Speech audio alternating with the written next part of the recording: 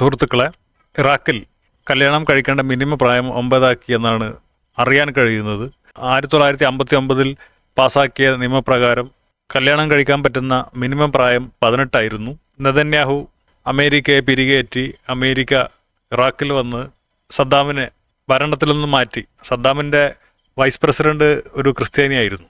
അങ്ങനെ അവസാനം ഭരണം കൊടുത്തത് ഇങ്ങനെയുള്ള മത തീവ്രവാദികൾക്കാണ്. അവിടെ സദ്ദാമിന് ശേഷം ICC ഭീകര താണ്ഡവമാടി. അതിൻ്റെ പേരിൽ ഒരുപാട് ഇറാഖികൾ കൊല്ലപ്പെട്ടു, സിറിയക്കാർ കൊല്ലപ്പെട്ടു. അപ്പം ഞാനൊക്കെ ശ്രമിക്കുന്നത് അങ്ങനെയാണ്, ഇങ്ങനെയുള്ള മതഭീകരവാദികളെ ഒതുക്കുക എന്നുള്ളതാണ് നമ്മുടെ പോയിന്റ്. അമേരിക്കയും ഇസ്രായേലും ഇങ്ങനെയുള്ള ഭീകരവാദികളെ വളർത്തുകയും സപ്പോർട്ട് ചെയ്യുകയും ചെയ്യും. ഇസ്ലാമിൻ്റെ ഏറ്റവും പ്രധാനപ്പെട്ട 2 കേന്ദ്രങ്ങളായ മക്കയും മദീനയും അടങ്ങുന്ന സൗദി അറേബ്യക്ക് സുരക്ഷ നൽകാമെന്ന് അമേരിക്ക വാഗ്ദാനം ചെയ്തിരിക്കുകയാണ്. അതിനുവേണ്ടി സൗദിയുടെ പിന്നാലെ നടക്കുകയാണ്. സൗദി എന്ന് പറഞ്ഞാൽ എന്താ? ഒന്നാമത് അതൊരു ഭീകരമായ ഇസ്ലാമിക രാജ്യം, രണ്ടാമത് അതൊരു കുടുംബ വാഴ്ചയാണ്.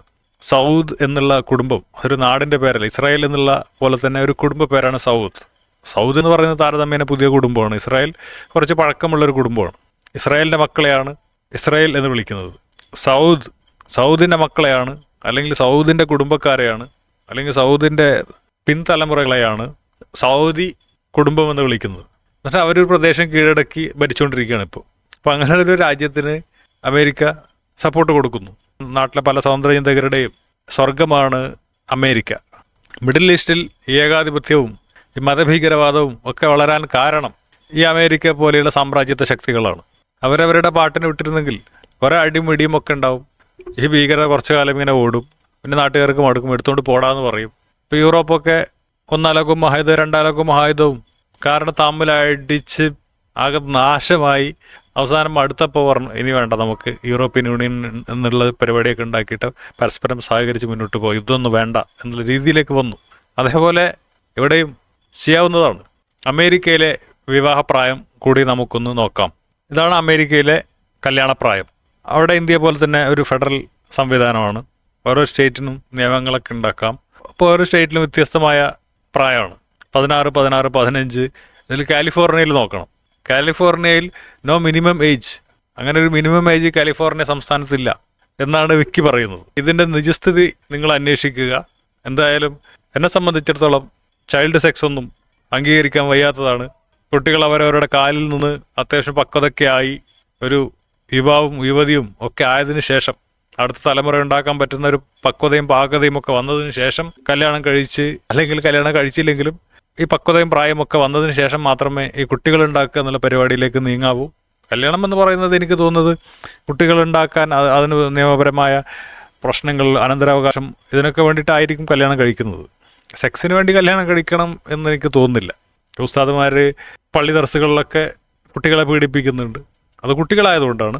21 വയസ്സ് അല്ല 18 വയസ്സൊക്കെ ആയി കഴിഞ്ഞിട്ട് പരസ്പരം അങ്ങോട്ടും ഇങ്ങോട്ടും ചെയ്താൽ അതിനിപ്പോൾ അവർ കല്യാണം കഴിച്ചിട്ടൊന്നുമല്ലല്ലോ ചെയ്യുന്നത്. അപ്പോൾ അതിനൊന്നൊരു പ്രശ്നവുമില്ല. അപ്പോൾ സെക്സിന് വേണ്ടി കല്യാണം കഴിക്കണമെന്ന് എനിക്ക് തോന്നുന്നില്ല. അപ്പോൾ കല്യാണം കഴിക്കുന്നത് ഈ കുട്ടികൾ ഉണ്ടാക്കാനും കുടുംബം ഉണ്ടാക്കാനും പിന്നെ അവർക്ക് നിയമപരമായ സ്വത്തുക്കളും മറ്റതും ഒക്കെ കൊടുക്കാൻ വേണ്ടിയിട്ടൊക്കെ ആയിരിക്കും. അപ്പോൾ അതിനൊരു പാകതയും പക്വതൊക്കെ വരണം. 9 വയസ്സെന്നൊക്കെ പറയുമ്പോൾ കുട്ടികളാണ്, വളരെ ചെറിയ പ്രായമാണ്. മുഹമ്മദ് നബി 14 നൂറ്റാണ്ട് മുമ്പ് അങ്ങനെയൊക്കെ കല്യാണം കഴിച്ചിട്ടുണ്ടാവും. അതൊക്കെ കാട്ടറബികളുടെ ഒരു ആചാരം എന്നുള്ള രീതിയിലേ നമുക്ക് കാണാൻ പറ്റുള്ളൂ. ഒരു കാട്ടറബിയെയും ബുദ്ധിയുള്ള ആരും മാനവരിൽ മഹോന്നതനെന്നോ അല്ലെങ്കിൽ ഇനി വരാൻ പോകുന്ന തലമുറകൾക്കൊക്കെ മാതൃകയാണെന്ന് പറയില്ല.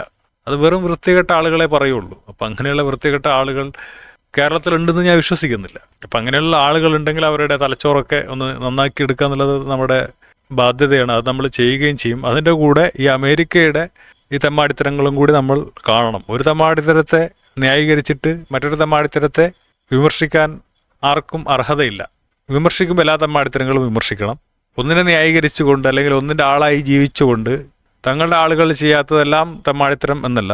തെമ്മാടിത്തരത്തെ മാത്രം ഫോക്കസ് ചെയ്യുക. അത് ചെയ്യുന്നത് ആരാണ്, ഞമ്മൻ്റെ ആളാണോ നിമ്മൻ്റെ ആളാണോ നോക്കാതെ ഇരിക്കുക എന്നുള്ളതൊക്കെ ഒരു പോയിൻ്റാണ് എന്ന് പറഞ്ഞുകൊണ്ട് നിർത്തുകയാണ്. അപ്പോൾ ശരി.